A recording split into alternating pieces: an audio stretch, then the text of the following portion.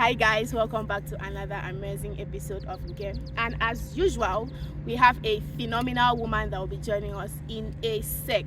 So stay tuned, bring out your headphones or increase your speaker volume and let's go.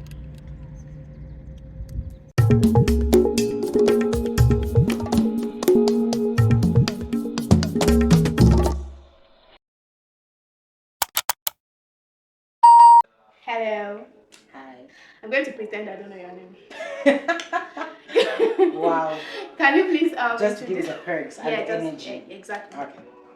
Could you please introduce yourself? So tell us your name, where you're from, what you do, all those sweet things you want people to know about you. I mean, just knowing me and seeing me is sweet It's enough. sweet enough. But let's add it. Let's add it. Yeah. My name is Ntua Edia, often known as Ntua Edia. Where I'm from, Cameroon. A little town called Boya, where Mount Cameroon is, and I live at the foot just to give the details. Nice. Have you ever climbed to the top one? I mean, just living close to it is enough climbing. Enough, okay. It's okay. It's enough climbing. Okay. Can you imagine? Yeah. Also, what I do. So basically, I do operations mainly. To me, it's a form of telling stories because I like event management, setting up programs, and just bringing people together. But I'm also transitioning to business development and creative arts development. Yeah. I'm a creative. I do poetry. I sometimes do music. I dance a little bit. I cook. Nice. Yeah. Nice. Okay. So tell us about growing up, your childhood, background. Is this therapy? What comes to your free therapy session? This low-key feels like therapy. It low-key feels like therapy. My childhood. So I come from a family of 6. Oh wow. Okay. I have my mom, my dad, and my 3 siblings. I'm the last child. I know I don't give up the vibe as the last child, but I'm crazy. Also, grew up in a small town, mentioned that already. Yeah.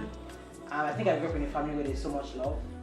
It might not have been communicated in the way that I feel I needed to have, but yeah, I grew up just having energy always at home, free to communicate what I want to say. I think it's also where my primary attitude of being very bold and confident came from, because there's some distance between me and the sibling I'm following, and so being an environment where I could freely express myself to all the adults at home, I feel like that's how the world was. So I saw the world from the perspective of my home, and we're basically allowed to do as much as we could. Obviously, with boundaries and barriers, but I really grew from a liberal home where I could express myself, express my mind, also being respectful. But yeah. Okay, so in high school, I did biology, chemistry. Also science. Science, yeah. Biology, chemistry, maths, computer science. That's ICT basically for us. Yeah, I think those were the 4. So did you see signs in your future? I wanted to be a doctor. Right. Yeah, I wanted to be a doctor. Yeah. Okay, so what? So fast forward to university. What did you do? Okay, for my first 2 years in university, I did biochemistry. I mean, I applied for med school and they were like, not this year. I was also very unserious about it. So what was your favorite place growing up? Favorite place growing up? Yeah. Do you want to break it down a little bit? What do you mean? Okay, so did you have like a specific place you'd go to like be happy or de-stress, or when you were sad or things like that? My bed. Your bed, okay. Yeah, okay. My bed. I wasn't the going out kid. I still am not. Okay. So my bed has been like my favorite place on earth for me to just find myself, reason out things, and just be still. My bed. Is there an unlikely experience from maybe your childhood that you think has kind of shaped you to be who you are today? I think it would be going to boarding school actually. Okay. It was like the biggest thing for me that changed a lot of what my life was. Not necessarily changed, but curved it around, like gave it some shape. Because when I was in the day school, like I told you, I got the chance to express myself, do what I wanted. I mean, everybody loved me. Everyone always loves me. And as someone from a day school into a boarding school, who necessarily like I didn't necessarily have friends Yeah. in a boarding school Yeah, I before get to like it, give me yeah. insights on Insights, this is yeah. what happens Yeah, here. yeah. It was a big hit on me also because I went for like the first 1-2 months I didn't have a uniform. So I was wearing Everybody a knew you dress were to the new class. kid. Everybody knew I was a new Yeah. kid in lower seat. Wow. So like in high school. Yeah. So imagine the whole line standing for morning devotion and there's this one human being at the top class, which is like bunker class. So bunker class is like leadership class, standing there in an outfit that looks completely strange. Yes. And then like the worst thing was at the time I now said, oh, my outfit cannot be completely wrong. So I now was wearing sober and socks. So sober is like, I don't know if you know what sober. Sandals. Yes, like sandals and socks with that outfit. Then it's a pullover that was of the school. There was a school bag, then misshaped. I lost weight. I think that's where for me depression started at that point in time. Yeah. Because now other kids don't want to move with me. The other girls would always have something to say. They're always advising. They're giving distance. You don't know if you fit into class. Yeah. I've always been a smart kid. Still a smart kid, but that was the point in my life where I think my grades really went low. I was getting like a 7.9 point degree. Wow. Grade, like Grade, percentage here on like 19 or 20. Yeah. And I was feeling so left out, and then they even called my name like, but I know you guys know. Oh yeah. Like last 10 years. yes. And you come and see the refectory, the whole refectory, and me being very friendly with everybody as usual. Yeah. I had friends even like in Form 1, and for me the feeling for me to be called in the refectory in the last 10. Yeah. Like my name wasn't like the 10, it was like maybe like it was among the 10. Yeah. But I was like, hey God, hey, I lost weight a lot drastically. And I remember when I went back home, I told my mom, I don't have a friend in this place. And she's like, that's very unusual for you because you always have a friend in every place. Everywhere. Even if it's in a home where they keep very old people. There's probably people, in fact, everyone will be your friend, but that particular people are your friend. So if this was it, then something was wrong. But then I went to another boarding school again, and from the experiences of the past, the game changed. Yeah. It wasn't the best at the beginning, but it worked. It actually allowed me to see that life is not about you. I think there was this thing I heard the other day that someone was saying, sometimes you have to get heartbroken. So you realize that you're special, but you're not that special. Wow. Sometimes it takes heartbreak for you to realize that everybody on earth is special. That person is brutal. So I think for me it was in that space that I realized that I'm not so special. Yeah. Especially because in most places I've been in, I was the spotlight. Okay. I'm still the spotlight. But I needed a pause in my life to just dim down a little bit. So yeah. Tell us a story that you heard, could be fiction, could be non-fiction, that kind of inspired you through the years. My mom's story, most definitely. Okay. I think looking up bougie and soft life right now, it's not the same story that my mom had, or my mom's mom had. Yeah. And she used to speak about how when she grew up, they used to sell gari, and she didn't necessarily grow up with her mom. She had to do a lot of traveling and living with aunts and a lot of people to survive. So she explained to me how they moved to a particular town and they were selling like gari, so the pushing of the trucks. I even used that in one of my poems where I was like, my mom talks to me about how she passed through these trails with wheelbarrows, hoping that the next time I'm passing back, I'll be passing with tires and no feet, no sweat, the way that she suffered on those same roads. So that's one of the stories that connects like basically my mom as a whole, her stories, what she has gone through, with us as children, with how people have treated her despite the kind of person that she is. So tell me about growing up. I hope I pronounced that right. So the idea, the journey from when you started, how you started, and how it is now. Take us through that journey. Yeah. It's a very long story. Okay. But let's make it short. Yes. Which will still be long. Let's compress it. Let's compress it. So my journey with growing up started with me in 2016. Wow, that's how many years ago? Yeah. That's a long time. It is exactly sad.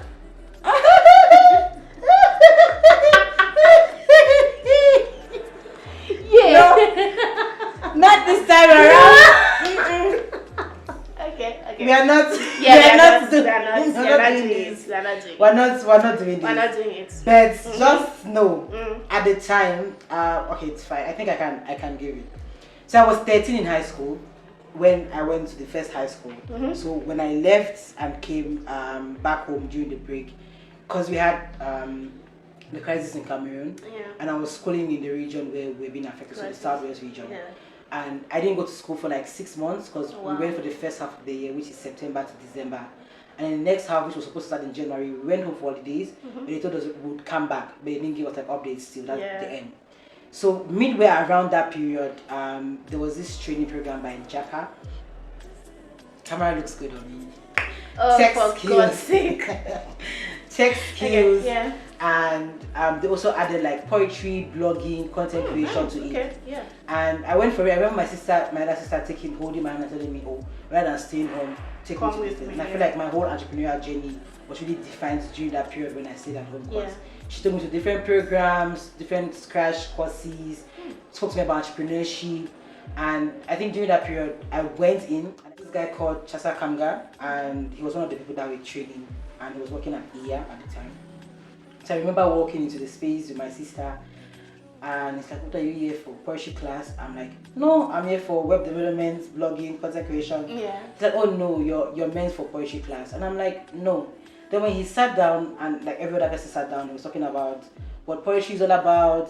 I was like, but it's poetry not for people that studied literature in school. He was like, no, it's not. Like everybody can do poetry. I'm like, I don't think I would fall in that group of people. He was like, actually, you will make the best poet. And I'm like, really? It's like, yes. It was like, just give me time. At the end of this whole program, I will beat you to it. And I mean, he was like, I'm ready to bet. I'm being as bold, as courageous as I was. The room was full with people, and we were having a one-on-one conversation. I was like, I bet, yes. And he was like, okay, let's see to the end of the program. And then throughout the program, he taught poetry, all of those things. And I think there were very few of us in the poetry class. And then he told me, if you write a good poem, you perform at griot night.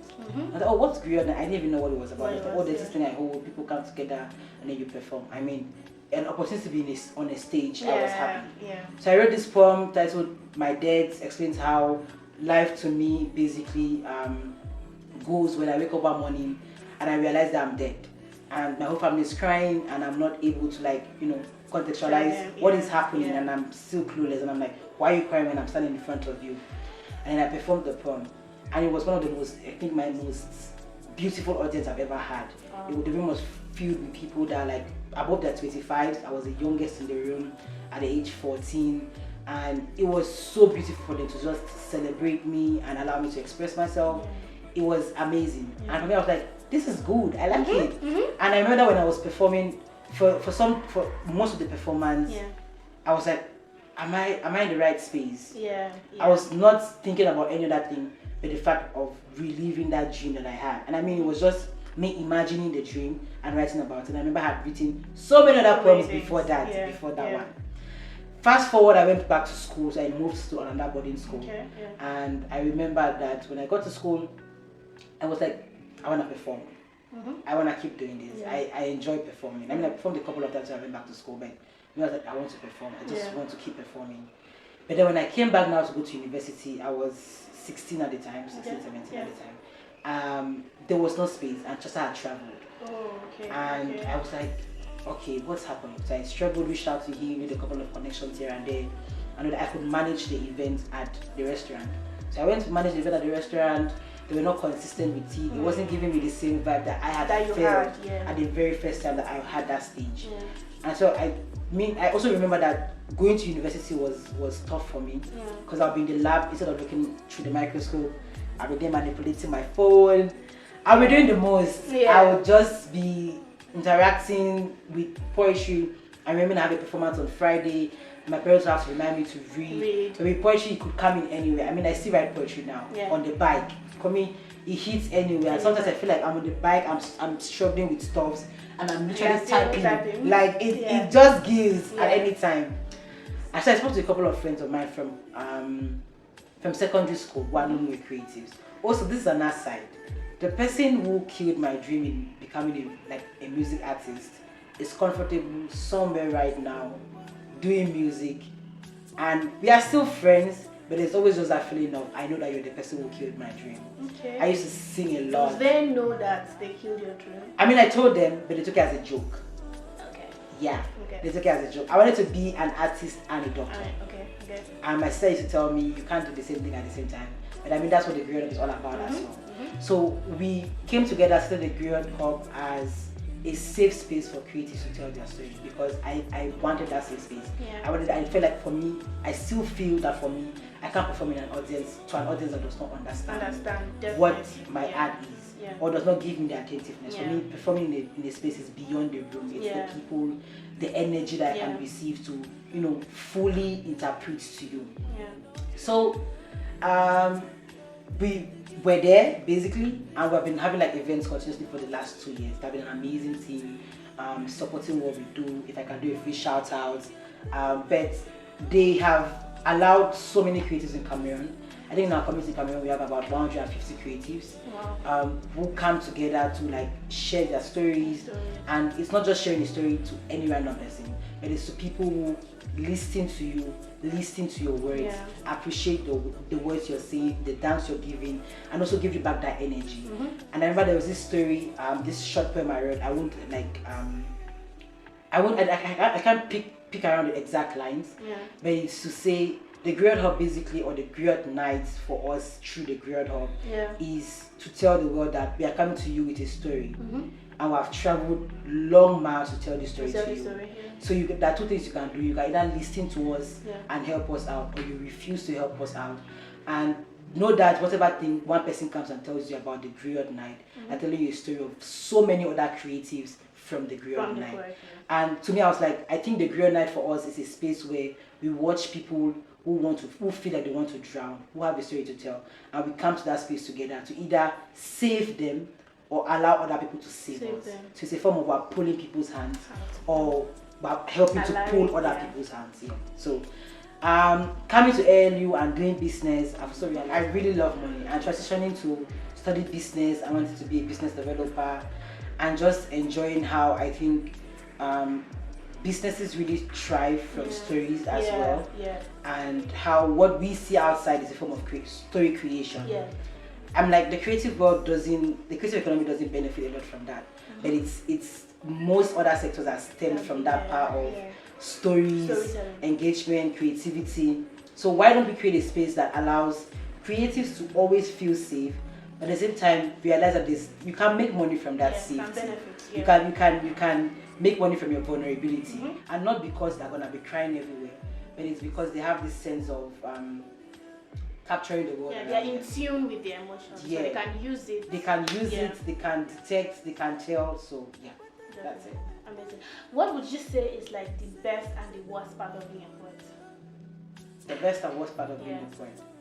The worst part definitely is about the emotional thing. Okay. It's a lot, because sometimes whether I like it or not, I must recognize other people's feelings. I may not act the way or show it the way that people will perceive that, oh, I'm acting on the feelings that I've got, but I've perceived it, I've received it. And for me, it's a lot now also because sometimes I get like backlashes from people, and I'll find people telling me, why are you being so kind? Why are you giving? If you allow yourself this way, the world will hurt you. And I'm like, I'm just that one poet that has allowed you to know that I can share love. Every other person you meet who is a creative or an artist is the same way like me, but I probably figured out how not to allow what you're doing affect their lives. I mean, I'm navigating that, but I think it's like the worst part. The best part is we're always spitting wisdom. Always, like the guy behind the camera said, we're always spitting wisdom. Also because we allow ourselves to we take the most ugly things, we take the most terrible things, we take the most painful things, and turn them into a very happy memory. And to me, it's like also what we want to be able to do with the Griot Hub, to see how we can develop you to be that individual that can express your pain, but at the same time it looks beautiful enough to be paid, the way that people can recognize value from it and tap into it. Okay, who is your favorite poet? I think you already know this. Why? Because we're speaking about this before. Why are you acting surprised, guys? Not this girl asking I don't know. Like she's acting like you don't know. Titi Lopez. Oh, Titi Lopez. Exactly. That should be everybody's favorite poet. I think she should be. Yeah. Because if she's not your favorite poet, you need to reevaluate. You have to listen to poets. That means reevaluate.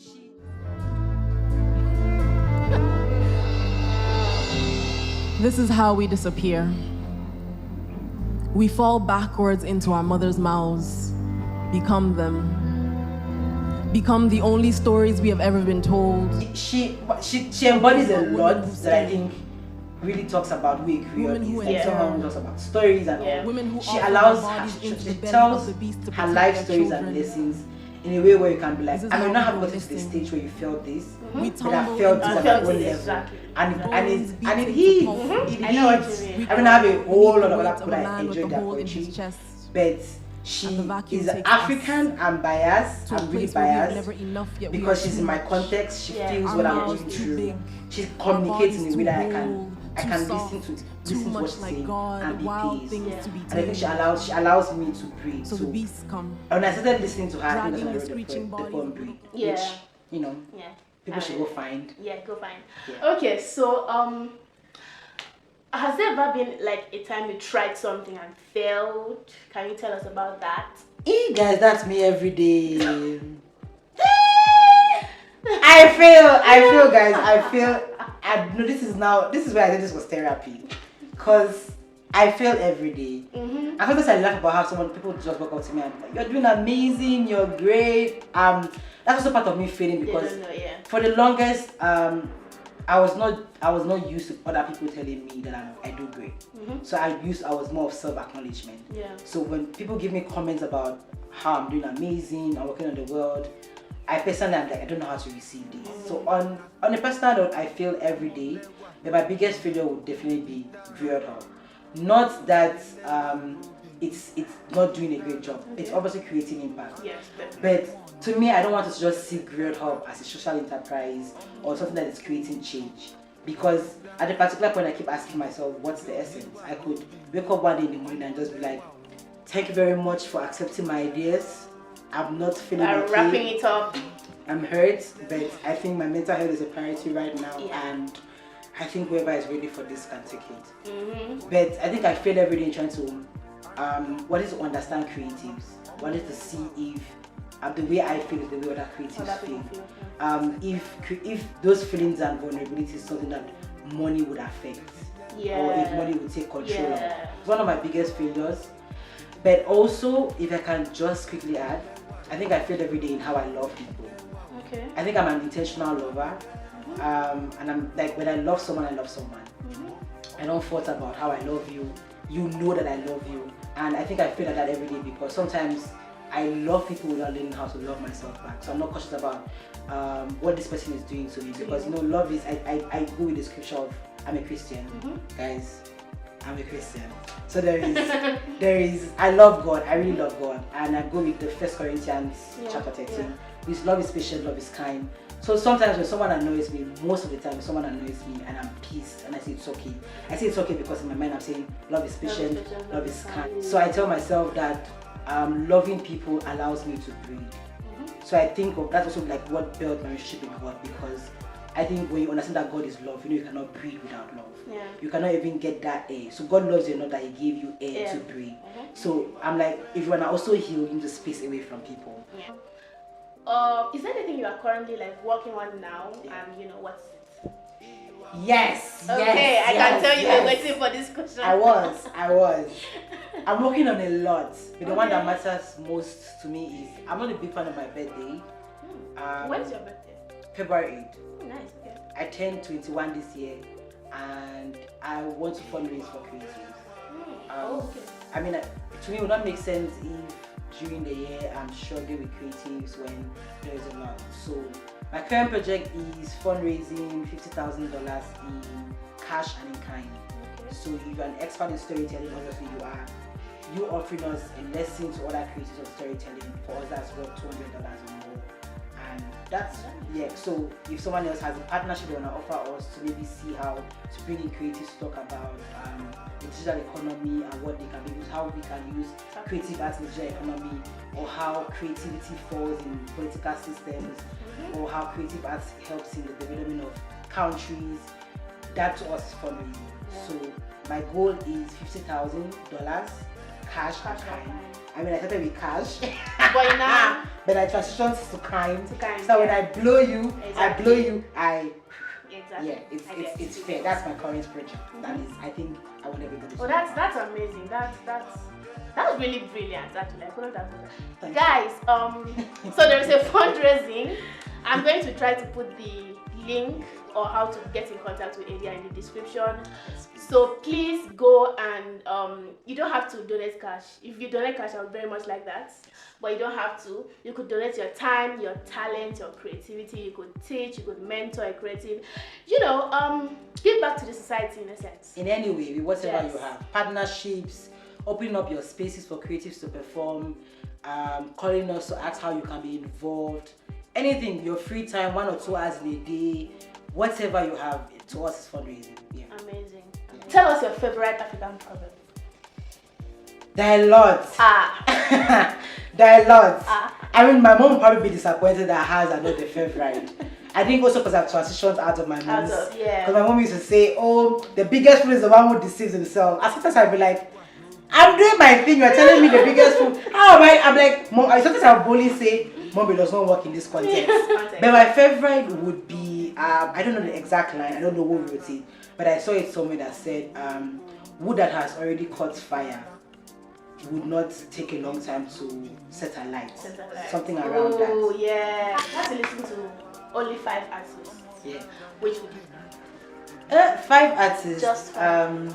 First one obviously is Titi. I'm gonna listen to Titi Lope Definitely. any day, anytime, always.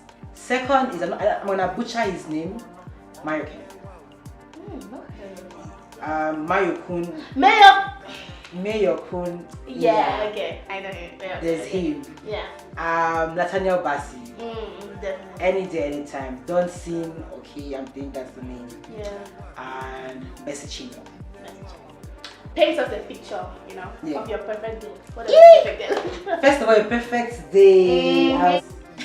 Wow. Okay. Me in pajamas is a perfect day. Not having any stress and being able to do my work.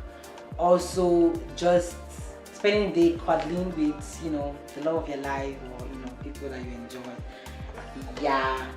Also having meaningful conversations. I mean, that part of cuddling is when the boo-boo comes. It was an aside. Yes. You speak into existence. But for now, it's having to do my work seamlessly without feeling the pressure, having amazing events to attend, and great conversations with my friends. Amazing. If you could write a book about yourself, your life, your story, what would you call it? I actually have a book I'm writing. You do? Yes, I've been writing that book for 3 years now, and it's gonna conclude. Calm down. Let me tell you. You understand why. So the book I'm writing is titled. I'm gonna write about love, about myself, because I am love. And the book is titled "If Love Was Molten." Ooh. So if love was changing forms. Ooh, And the whole idea around the book is when you're a child, there's a different form of love that you receive. Yeah. And obviously to you, people give things differently. When you grow up to be a teenage, it's different. When you get to know about God, it's different. When you're teaching about your love life, it's different. I'm gonna write about myself, love, and it's gonna be titled, or it's titled "If Love Was Molten." If So Love Was watch out for that. Watch out for that, guys. I know I definitely am. And yes, this has been an insightful, amazing experience. Have absolutely loved this conversation with you. Thank you so much for taking out time from your very busy calendar, guys. Very busy. To talk to us, you know, to share your story with the amazing people of Nke. Thank you so much. Really appreciate. And guys, you know the drill. Like, comment, subscribe, share to your friends, to your enemies, to your landlord, maybe your landlord's daughter. I think she has a problem with her landlord. I have problem with landlords generally. Anywho, share it with everybody and see you in the next episode. Bye.